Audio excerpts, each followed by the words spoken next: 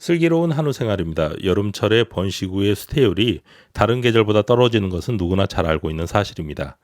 구체적으로는 고온 스트레스로 인해 번식 후에 체온이 올라가면 수태율에 영향을 준다는 것인데, 이에 대해서 자세히 알아보고 수태율을 개선할 수 있는 방법이 없는지 알아보겠습니다. 소의 체온은 최대 약 39도 정도 되는데, 하루 중 얼마의 시간 동안 39도에 가까운 상태로 지속되는가에 따라서 수태율은 달라지게 됩니다. 소의 체온을 올리는 것은 크게 두 가지가 있습니다. 첫째로 외부 온도입니다. 소는 크게 추위와 더위에서 스트레스를 느끼게 되는데, 추위에는 상대적으로 강하고 더위에는 약해서 영하 15도에서 영상 25도 구간을 벗어나면 온도에 따른 스트레스를 느낍니다.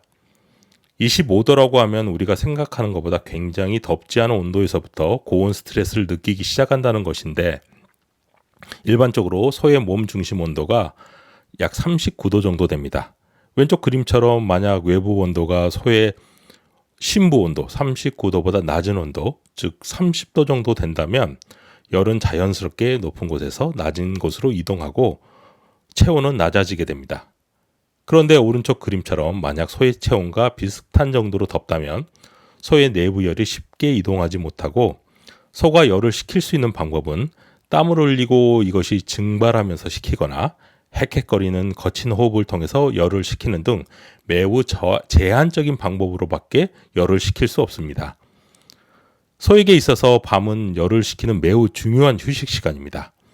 낮에 누적된 열은 시원한 밤에 방출되는데, 온도가 21도 이하 수준이라면 적절하게 소는 체온을 낮출 수 있습니다.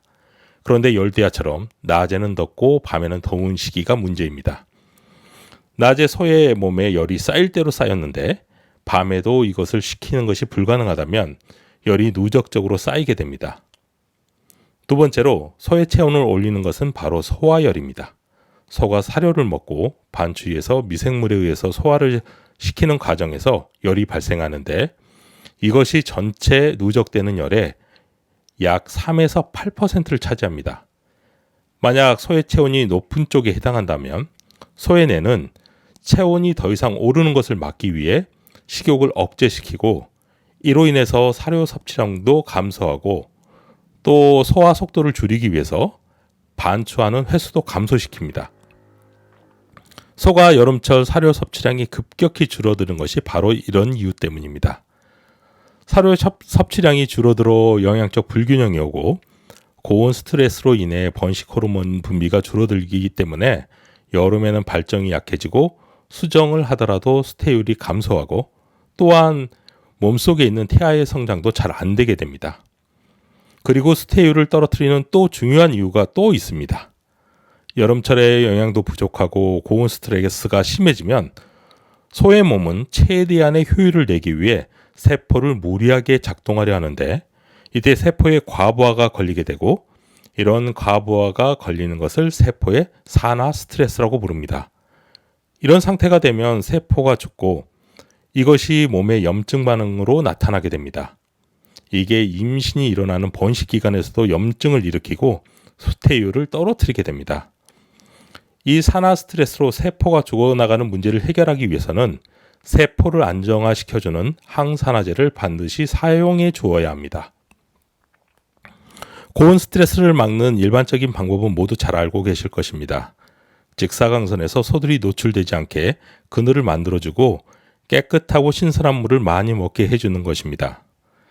만약 비닐하우스 우사에 차각막이 하나도 없는 농가가 있다면 여름철 차각막 설치는 반드시 필요합니다. 물은 소의 체온을 떨어뜨리고 사료 섭취량을 늘려주는 매우 중요한 요소입니다. 여름철 소는 겨울철에 비해서 약 2배의 물이 필요합니다. 아무리 목이 말라도 지저분한 물은 소들이 잘 먹으려 하지 않습니다.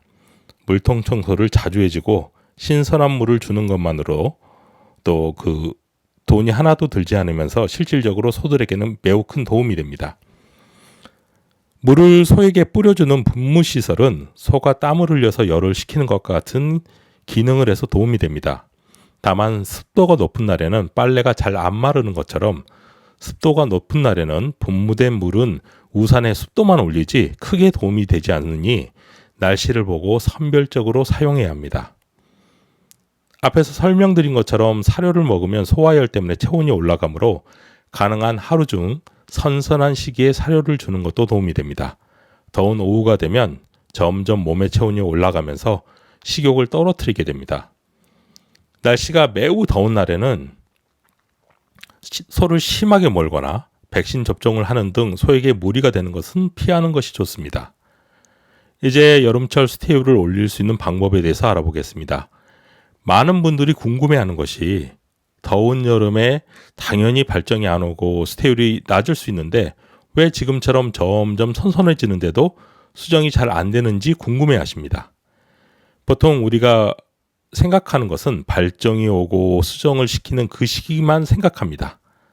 고온 스트레스는 난자가 만들어지고 발정이 오고 착상하는 단계 모든 과정에서 영향을 미칩니다.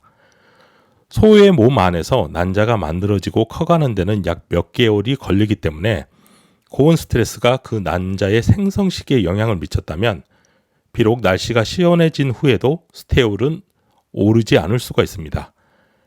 보통 농가에서 스테이울을 올리기 위해서는 영양제 주사를 놓거나 비타민류를 먹이는 경우가 있습니다.